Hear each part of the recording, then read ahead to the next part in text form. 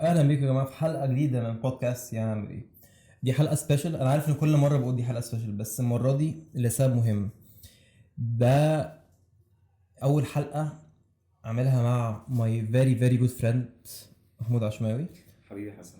واللي عايز الناس تعرفه، ربنا جعل محمود سبب ان انا ابدا البودكاست اصلا. ده حلم عندي من وقت كتير جدا على فكره. هو سبحان الله عامة الصدف اللي جمعتنا يعني كده امم صدف غريبة جدا جدا جدا. أقول الستوري بتاعت الموضوع ده ولا؟ اه كده كنت عايز اقولها، بس اقولها يعني كده كنت بجد. ناوي جزء. قبل ما اورا سبيس، قبل الاوبننج بتاع اورا سبيس كان كنت انا اصلا عايز اروح اوزع فلايرز في سينك سامت. وبعدين لما رحت طبعت الفلايرز وعايز اروح الايفنت عشان اوزعهم. رحت اول يوم وبعد كده وانا هناك نزلت ستوري. وي هاف ا كومن فريند اسمها ساره. وبعدين لما ساره لقيتني نازل ستوري فقالت لي ايه ده انت في سينك سامت؟ طب ما خلينا نتقابل. وساره اصلا احنا كنا شغالين مع بعض قبل كده في شركه اسمها اكو، يعني وفي ستارت اب اسمها اكو. فقلت لها ماشي، انا عايز اصلا اشوفك من زمان وبتاع، فيلا بينا نتقابل. فاحنا هناك ساره عرفتني على حسن ساعتها كان شغال كونتنت، اي ثينك كونتنت في كوكي فور، صح؟ كنت كريتيف. اه كنت كريتيف في كوكي فور. وبعدين اتعرفنا على بعض واحنا هناك اصلا قلت له ان احنا ان انا بفتح مكان اسمه اورو سبيس وعندنا بودكاست روم وعندنا ميوزك ايفنتس وعندنا فهو يعني ركز قوي على البودكاست روم. وبعدين بعدها باسبوع او اتنين كلمني في ان هو عايز يجي يصور. قلت له يلا بينا، يعني ليه لا. وكان برضو التوبيك اللي انت هتفتحها برضو في البودكاست كانت ريلي انترستنج وفي ليها اودينس كبير جدا. فكره برضو انك تتكلم عن فتره العشرينات وكده كانت حاجه لطيفه جدا يعني، وناس كتيره محتاجاها الصراحه، لان دي اكتر فتره الناس كلها تايهه فيها. انت بس عارف فكانت صدفه لذيذه يعني. تعرف الحاجات اللي زي كده، اللي هي حاجة كده قدر ربنا حطني في الموقف ده في المكان ده، وخليني ابقى عارف الفلان او فلانة دي عشان اتعرف عليك. عشان بص، يعني انا كنت عندي فكرة البودكاست. طب هصورها فين؟ طب محتاج اجيب مايكات؟ طب مش عارف ايه. فجأة قابلت شخص كل ده اتحل، وشجعني على الفكرة وخلاني متحمس ليها اكتر وعجبته الفكرة وساعدني كتير جدا. فعشان كده لما بقول لك حلقة سبيشال بالنسبة لي، عشان اجان ده اللي كنت بقوله، ربنا جعلك السبب في ان انا حلم من احلامي اعرف اعمله، فده بالنسبة هو لي. سبحان الله ربنا بيجعلنا كلنا اسباب في حياه بعض يعني امم ودي حاجه حلوه يعني لما عارف انت دعاء الوالدين كده بيتحقق قدامك امم فالموضوع بيبقى لذيذ. عامه بقابل ناس كتيره في حياتي كده بجد ولما بنسهلها على بعض الدنيا بتبقى سهله وبسيطه ولذيذه وتحس انك انت يعني انت عايز تعمل حاجه فتلاقي في حد بيساعدك كده، يلا بينا نعملها احنا مع بعض، طب يلا بينا في كذا ممكن فلان يساعدك في كذا. صح. فبتبقى يعني بنسهل الحال على بعض اكتر. قبل ما ندخل في الموضوع بقى وكده، انا عايز، في ناس ممكن ما تبقاش عارفه، محمود عشماوي هو الفاوندر اوف اورا المكان اللي احنا فيه ده اللي انتوا شايفينه لو بتتفرجوا. ويلكم تو اورس بيس. هو عمل المكان ده فروم سكراتش وخلاه كوميونيتي، بقت من بالنسبه لي من الحاجات اللي في المعادي اللي الناس كلها محتاجة. وبتروح لها. وكمان في الاول كنت اللي هو اجي الدنيا فاضيه، دلوقتي انا دايما اي وقت باجي الدنيا زحمه، ودي حاجه بتضايقني اللي هو اللي هو احنا بس الاول طبعا كنا الحمد لله يعني. انت فاهم قصدي. انا فاهم قصدك جدا. احنا الاول كنا بنهش الدنيا بس واحده واحده like to build a community و to build بس ما شاء برضه. الله يعني فعلا يعني كوميونيتي. فقبل. بس قول يعني لي. كوميونتي نضيف يعني، ركز على دي قوي اه يعني، لا كده عشان كده. مش معنى احنا في المعادي فالدنيا كده، لا احنا يعني كنت مركز قوي في الاول ان احنا نبني كوميونتي نضيف كده وناس لذيذه كلها. عارف انت ما حدش بيعدي الليميتس بتاعته. امم ال ناس ال محترمه ناس من محترمه من الاخر. الاخر يعني، ناس محترمه وناس فاهمه هي يعني بتتعامل ازاي ولما حد بيجي كده او كده بيتلقط يعني على طول. قبل ما نتكلم عن اورا، انا عايز تعرفني وتعرف الناس برضو، انت كنت مين قبل اورا؟ انت كنت بتشتغل ايه؟ كنت عايش حياتك ازاي؟ والله اتس لونج ستوري بس يعني شورت يعني لونج ستوري شورت. انا سوفت وير انجينير اوكي. متخرج من جامعه حلوان، كليه حاسبات وذكاء اصطناعي. كنت في قسم هندسه برمجيات و يعني قعدت هناك 4 سنين الحمد لله ما طولتش عن كده. بس انا قبل ما ادخل الكليه دي كانت جاي لي اصلا هندسه، بس انا اصريت ان انا عايز ادخل حاسبات. لان انا كان في بالي ان انا عايز اشتغل اي حاجه لها علاقه بالبرمجه. اوكي. الاورا سبيس ملهاش علاقه بالبرمجه خالص، بس يعني هقول لك كمان شويه اوكي. ليه المكان اتبنى وكده. بس هي الفكره كلها، انا قبل اورا كنت شغال سوفت وير انجينير. قعدت اول سنتين في الكليه اشتغلت على نفسي جامد في حته ان انا اتعلم كودينج واتعلم ازاي ابيلد ويب سايتس وابيلد ابلكيشنز. كانت جيرني لطيفه في اول سنتين، لان اول سنتين كنت شغال فريلانس. اشتغلت بقى مع ناس من السعوديه وناس من هنا وناس من هنا، which has built a really good experience في الفيلد. وبعد السنتين دول I joined بقى ستارت اب اسمها اكو. يعني بص سبحان الله، انا حياتي كلها ماشيه بالبركه كده حرفيا. دي احلى حاجه على فكره. احلى حاجه جدا، احلى حاجه جدا جدا جدا موضوع البركه ده. يعني انا لو قلت لك احنا اتعرفنا على بعض ازاي هتستغرب. كنت في جروب على واتساب. الجروب ده للديفلوبرز، لو حد معاه مشكله فالناس بترد عليه. اوكي. I was a bit an introvert ساعتها، وما كنتش برد على رسائل خالص، ولا كنت بتفاعل اصلا على الجروب. انا بس مجرد كنت بأوبزيرف كده ايه اللي بيحصل وايه اللي بيتقال. فضلت كده لمده حوالي شهر ونص، شهرين. جيت في مره حد سأل سؤال على الجروب مفيش حد جاوب عليه. السؤال ده سبحان الله، المشكله اللي هو واقع فيها انا كنت واقع فيها قبل كده. قبلها بحوالي اسبوع، واخدت مني حرفيا 3 ايام عشان احلها. سبيشالي ان انت حاجه عشان تاخد منك 3 ايام وانت like as a developer، ده معناه ان هي ملهاش سولوشنز على الانترنت كتيره. فليترلي اللي حصل ان انا رديت عليه، بس كان في حاجه على الجروب كومن ان الناس ترد مثلا بفويس نوت، بترد تكتب كلام عربي كلمتين كده وخلاص، تبعت لينكات. الرد اللي انا رديته ممكن اقول ان هو كان رد تيبيكال، اللي هو رد بروفيشنال جدا، اللي هو انا بعت له كده كلام كله بالانجلش. السولوشن بتاعك 1 2 3، ودي الفاريانس بتاعتك، وده اللينك بتاع الدوكيومنتيشن، وهتلاقي الفايل اللي فيه الحاجه دي هتلاقيه في المكان الفلاني على جيت هاب. فحرفيا كانت اجابه نموذجيه.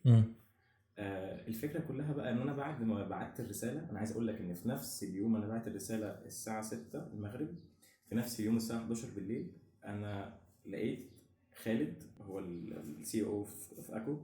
لقيت خالد باعت لي كونكت على لينكدين. شوف بقى هو انا شفت الصوره، وبعدين قلت ايه ده، انا شفت صوره الراجل ده على الجروب. فدخلت على الجروب لقيته فعلا هو بيقول لي ايه يا بوب، انا شفت رسالتك على واتساب واحنا عندنا ستارت اب واحنا جي اس هاوس وكده، وما تيجي نتكلم كده. سبحان الله. سبحان الله. هو عامه دخل بروفيشنال جدا على لينكد ان، حتى ما كلمنيش على واتساب. فدخلنا اتكلمنا. انا عايز اقول لك ان اول انترفيو، يعني أو اول كول، بلاش انترفيو، اول كول ما بيننا كده كانت كول تعارف. انا اخدتها في محطه مترو السيده زينب. كنت ساعتها كنت ساعتها في اي ثينك في ثانيه كليه، في اخر ثانيه كليه. وبعدين كنت جاي مع اصحابي، انا جاي اصلا، انا مش من القاهره، من البحيره. فانا جاي مع اصحابي، طبعا كنت جاي ساعتها يعني ما كانش في ساعتها لا عربيه ولا اي حاجه، فجاي بقى قطر، ومن القطر بركب مترو لحد حلوان. فجاي مع اصحابي، اتقابلنا كلنا في وسط البلد وركبنا المترو. فاحنا راكبين المترو بقول لهم الشباب، بقول لكم ايه، تعالوا بقى ننزل بس كده عشان انا عندي ميتنج الساعه 9. نزلت، قعدنا كده على محطه السيده زينب، وانا معايا الكول ومعايا 4 اصحابي طبعا قاعدين جنبي كده، يعني كل واحد فاتح اللابتوب بتاعه. انا عايز اقول لك ان احنا قاعدين حصل حاجه مضحكه جدا، ان امين الشرطه جالنا. فطبعا انت شايف 4 قاعدين ماسكين لابتوبات في المترو، فهو طبعا مستغرب جدا. قعد بقى يسالنا انتوا بتعملوا ايه يا شباب. طبعا انا قمت مطلع بطاقتي، انا عارفين انا معاهم في الكول ومش عايز احسسهم باي حاجه. قمت مطلع بطاقتي اديتها لواحد من صحابي، قلت له تعالى انت بقى معاك البطاقه. وخلاص رحت كملت الكول والدنيا مشيت الحمد لله، وفضلت معاهم اي ثينك سنتين بعدها. طب وانت دخلت اصلا درست سوفت وير انجينيرنج سبب معين؟ يعني انا جبت في ثانويه عامه الحمد لله، الحمد لله جبت 98.7 من 10. والدي كان مصر ان انا لازم ادخل هندسه. اوكي. وانا كان في بالي لا انا مش عايز ادخل هندسه، انا عايز ادخل حاجه ليها علاقه بالبرمجه، لان انا من زمان وانا نرد. يعني انا من زمان وانا بحب الكمبيوتر، وبحب ان انا اقعد على الكمبيوتر واقعد اسيرش هنا واسيرش هنا.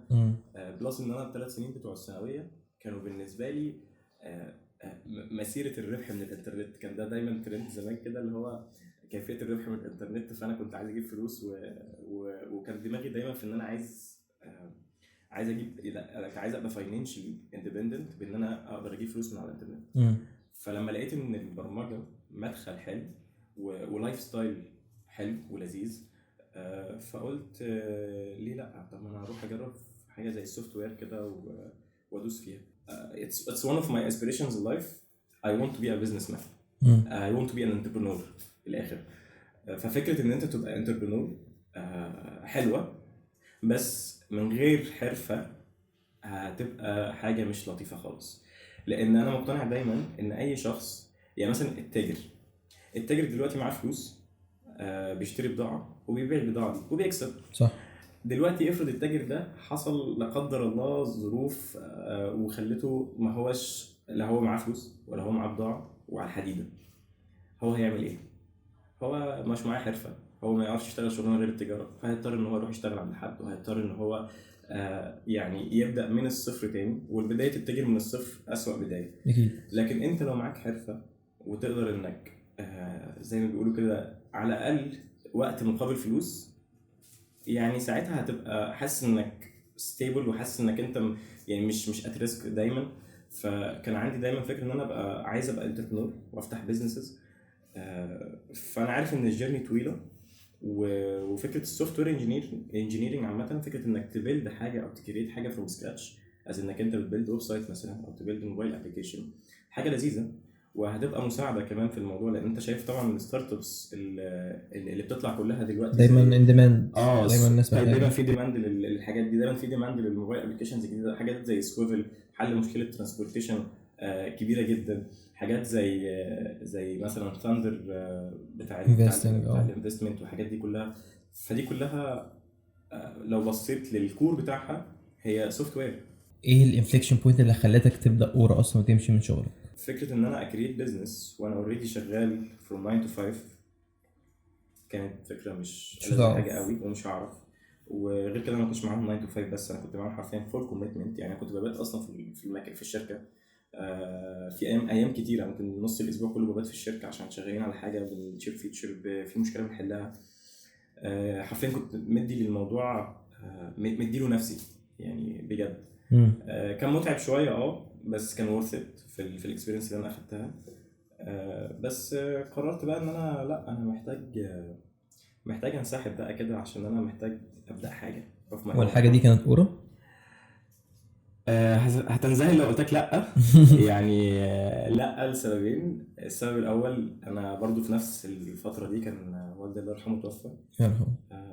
وبعدها بحوالي 4 شهور اضطريت ان انا اسيب الستارت اب. يعني ده كان برضو سبب من الاسباب اللي اثرت فيا ان انا محتاج اخد بريك شويه. انا ساعتها كنت نفسيا لان انا كنت دايما كنت في دينايل مود اصلا من ناحيه والدي الله يرحمه. بس اللي هو ايه، انا كان الهيلينج بتاعي في ان انا اشوف ناس جديده، في ان انا اطلع طاقتي في ان انا اتكلم مع ناس بدل ما اطلع طاقتي في حاجه تانية مش كويسه. فسبحان الله وانا قاعد كده في مره بتفرج على يوتيوب، اتفرجت على حد بيتكلم على اير بي ام بي، وعجبتني اول فكره ان هو كان عامله اصلا في المعادي. مش عارف تعرف اير بي ام بي ولا لا، بس اير بي ام بي ده عباره عن ابلكيشن كده زي بوكينج. فعجبتني الفكره وانا اصلا اوريدي قاعد في المعادي وعندي شقه انا مأجرها وشقه 3 اوض. فقلت طب ما اجرب كده واجر اوضه من الاوض اللي عندي. يعني انا كنت قاعد لوحدي تماما، اجر اوضه من الاوض اللي عندي. فبالفعل صورت الشقه وصورت الاوضه ونزلت على اير بي ام بي. 3 ايام لقيت اول ريزرفيشن جالي. فانا بالنسبه لي الموضوع جديد وغريب. اول ريزرفيشن جالي كان واحد سعودي دخل عليا فسلمنا على بعض، ايه الاخبار، عامل ايه. حسيت ان الموضوع لطيف، حسيت ان في انجيجمنت مع البشر. حسيت ان انا مش هبقى قاعد لوحدي كده في المعادي او قاعد لوحدي في البيت. انا خلاص سبت شغلي وسبت دنيتي، مش هبقى قاعد لوحدي كده في البيت ولا في ناس داخله طالعه عليا، في ناس بتتعرف عليها. سبحان الله بعد اول شهر انا لقيت ان الاير بي ام بي سدد الايجار بتاع الشقه بتاعتي كمان، بلس ان في مارجن كمان زياده. فقلت ايه ده بيكسب. قلت ايه ده فكره بيزنس، طب ما يلا بقى. فقلت وديت بقى. يعني انا بعد الشهر ده انا اتحمست جدا لدرجه ان انا بجد رحت اخدت شقه في الزمالك. وكانت اول مره ان انا اروح اقعد في الزمالك اصلا. لان الزمالك والمعادي هم اكتر حاجه بيجوا فيهم يعني ناس اجانب او سياح عامه بيقعدوا فيهم. فلما رحت اخدت شقه في الزمالك قعدت هناك حوالي شهرين. كانوا لذاذ، بس طبعا مشيت هناك كان في مشكله كده مع اسم الشرطه وحاجات. انا عايز اقول لك ان الاير بي ام بي از ان اوفر اول اكسبيرينس في خلال السنه ونص اللي فاتوا، بجد بجد انا غير في شخصيتي بشكل رهيب. انت متخيل انا جالي لحد دلوقتي فوق ال 320 جست في خلال سنه ونص. يا كل واحد بيقعد له ليله ليلتين اسبوع 10 ايام شهر شهرين.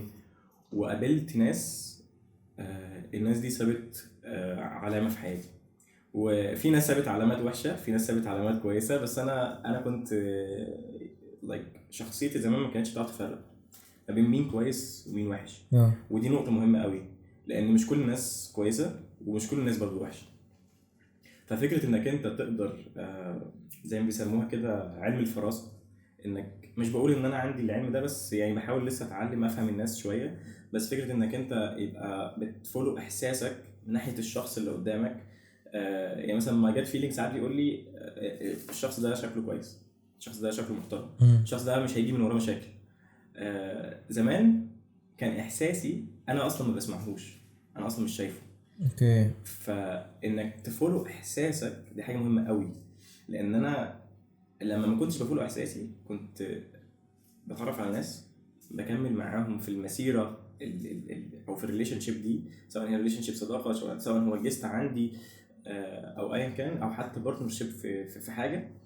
بس كنت بكمل معاهم وفي الاخر كانت بتقع كلها على دماغي. يعني انا حرفيا الناس دي كانت اتعلمت من الاكسبيرينس الشتي دي، بس اللي هو ايه، لا خلاص انا عرفت ان انا مش هقرب من هنا تاني. انا مش هروح ناحيه هنا تاني. انا بقى عايز ندخل بقى في اورا وتحكي لي البيهايند ذا سينز.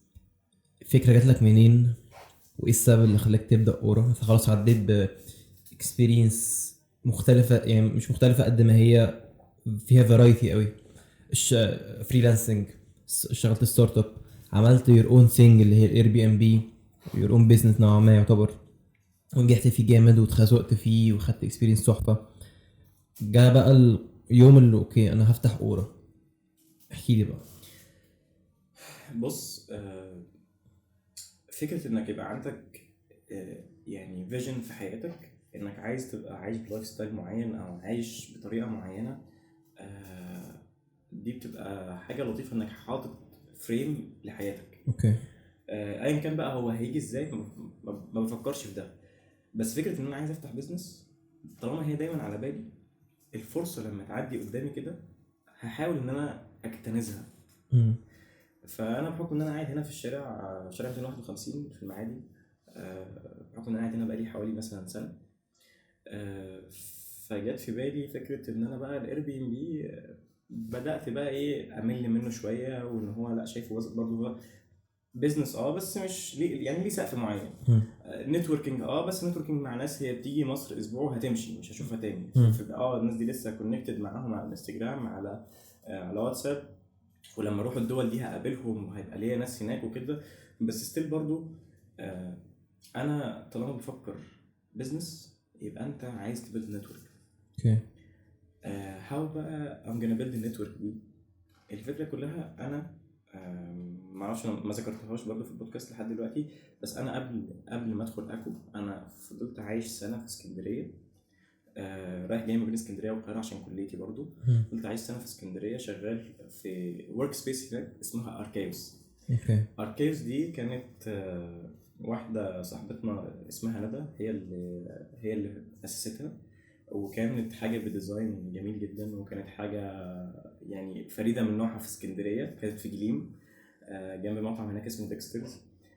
فلما رحت قعدت معاهم هناك السنه دي عجبتني قوي فكره الكوميونتي، وعجبتني قوي فكره الورك سبيس. برضو لما بتعدي على حاجه في حياتك it becomes an inspiration بعد كده. اكيد ففكره ان مريت بتجربه زي دي، لما اجي افكر في بيزنس بعد الاير بي ام بي دايما هبص انا اتعلمت ايه في حياتي. انا رحت اشتغلت في ورك سبيس سنه، ما كنتش شغال معاهم قوي يعني، كنت شغال معاهم برضو في مجالي يعني وبفريلانس برضو وانا معاهم. بس فكره كوميونتي واصحابك وناس داخله وناس طالعه وناس بتتعرف عليها كانت فكره جميله. فقلت انا ليه كان في مكان هنا برضو في المعادي اسمه سول. انا كنت بحب اروح المكان ده جدا، كنت بحب اقعد هناك جدا. وبرضو فكره ان في مكان زي ده في المعادي لطيفه، بس عارف انت ايه، حسيت ان في حاجه ناقصه. مم. حسيت ان اركيوس والكوميونتي بتاع اركيوس هو، وطريقه الكوميونتي بتاع اركيوس هي الحاجه الناقصه هنا في المعادي. فاهم؟ المعادي برضو يعني لذيذه جدا، واكسبات لايف ستايل وكل حاجه، وفيها ناس لذاذ جدا، وناس من فيلدز مختلفه، وناس ما شاء الله عليهم في الفيلدز بتاعتهم. فانت محتاج بقى تجمع الناس دي كلها في مكان واحد. فسبحان الله اول ما فكرت في موضوع ورك سبيس، عايز اقول لك يا حسن ان بعدها ب 15 يوم